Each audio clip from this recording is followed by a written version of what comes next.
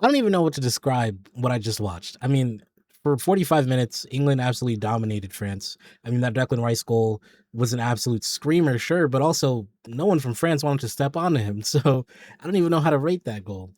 And then the Konza header, it just all bullied, man. Saka getting his brace. French defense just looked lost. Teo Hernandez looked lost. Konate looked lost. That midfield struggling. Due and Cherky not really doing too much. It was rough. It was rough. And Mbappe wasn't doing much either. Let's be real in that first half. So that first half, total whitewash by England. France had nothing to offer. Worse than nothing. Can you get less than nothing? Because that's how much France had to offer in the first 45 minutes. And myself as a France fan, I was headed out the door. After 3-0, cut it. Cut it. I was telling my friends, nah, I'm good. I'm good. Football doesn't even matter. What does football even mean? What? Just delete the game. Who cares? We'll live. But man, I don't know what Didier Deschamps said to his team. I don't know who spoke up in that locker room, but they came out of this second half, this halftime, blazing, gunning for it. Mbappe off the rip. Beautiful goal, by the way. Classic Mbappe. And then this Barcola goal, great pass by Mbappe. Incredible pass, incredible run by Barcola. And for Barcola, we always talk about his finishing, but I think his finishing is often determined by his touch, right? If he can get the ball touched into the right place, he can generally finish well. The problem is he never gets the touch perfect, right? He never, especially you look at some of the almost goals he has, the touch is just too far left often. So he often finishes like wide near post, right? So for him, this is a great use of his touch. And then he finishes very calmly. We're on 4-2. I'm thinking maybe we've got a chance. And then Mbappe, right before the hydration break. Whoo! My goodness. And this is a great combination, actually, from Dembele to Olise to Mbappe. 4-3. What a game we have now. And I was thinking back to the Nations League game versus Spain, where, I'm like, man, the French team can really just hit you like that. They don't fall asleep. They can hit you like that. And especially for England, who are obviously notorious for collapsing, as Thomas Tuchel has said, it's in the English DNA. I'm thinking, well, okay, English DNA it up, brother. So that's what I'm looking forward to. We get into this hydration break. But then after this hydration break, this is where I'm really believing that the hydration breaks really impact momentum, because French don't look the same. The French just kind of lost a little bit of their step. And I kind of understand, because you put so much effort into scoring. And I mean, they did have opportunities after this.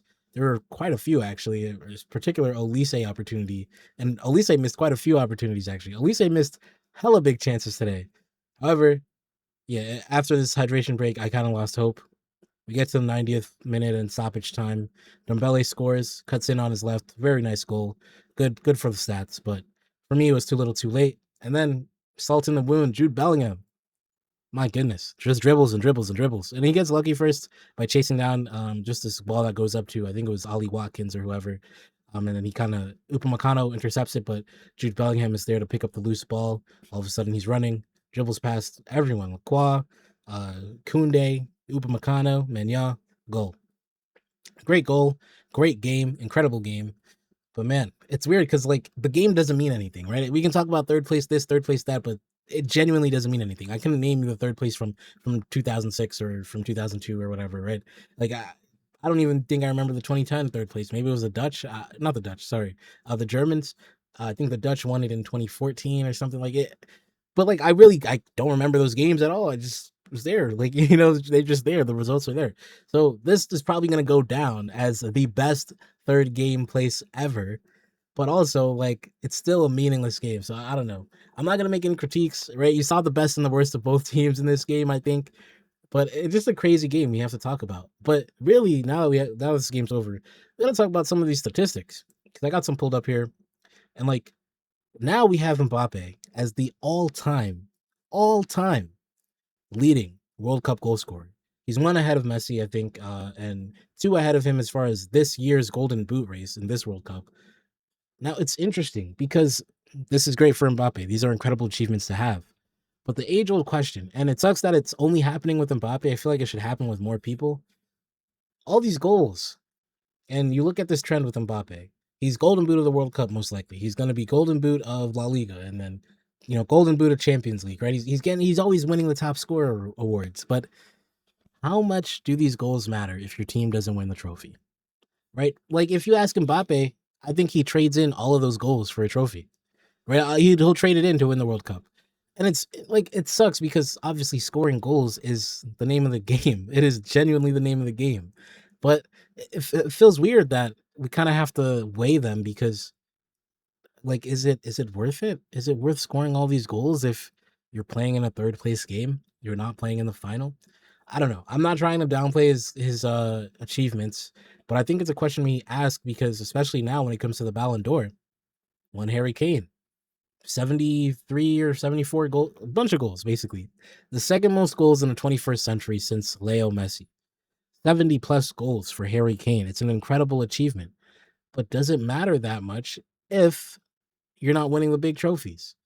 He flopped out in the flop is a little strong, but you go get eliminated in the Champions League versus PSG, where arguably Dembele outperformed. No, not even arguably. Objectively, Dembele outperformed him in that tie, right? In those 180 minutes.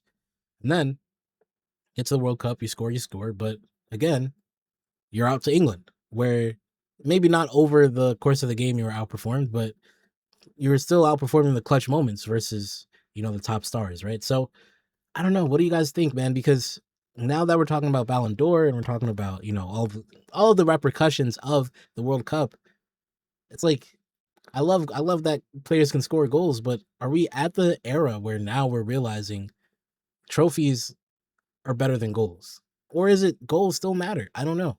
We'll see at the World Cup, but sorry, we'll see at the Ballon d'Or. But I genuinely think so. Like, what do we talk about being, the best? What's the best indicator, right? What's the best indicator for how to judge these awards? Especially when it comes to Golden Ball too, where for this World Cup Golden Ball, maybe you give it to Messi. I think if Spain win, people are saying you should give it to Yamal, but it's definitely not Yamal, right? To me, it's Yamal's not been anywhere near as big a factor for Spain as some of their midfielders, or even some of their defenders, or even Oyarzabal. So it's interesting. I don't know. We'll see how that all shakes out. But yeah, man, I just want to talk about this game because what a weird game. And also, Morgan Rogers going for 138 million euros, not even like visible on the pitch today. And I understand it's a friendly game, basically, exhibition game, whatever. But I'll make a separate video on transfer markets and like how we're absolutely cooked because this is the fact that Morgan Rogers is like more expensive than some of the guys like Eden Hazard, like some of these guys. Just anywho, that's all I got to say. A little rant from Ollie Footy. We'll be back tomorrow for the World Cup final. I think I got Spain winning that one. That's my quick Ollie Footy prediction, but we'll see because I do think Argentina gets a lot of favorable decisions, and people are going to be like, "Oh, you keep blaming the refs," but look back at their last two World Cups. They got a lot of lucky decisions. And if one of those had gone the other way, they wouldn't be there. So I'm just saying. Anyway, that's for tomorrow. Thank you guys so much for watching. Make sure you follow, like, and subscribe. We're on the road to 3K. Tell a friend and tell a friend. Until next time, we out.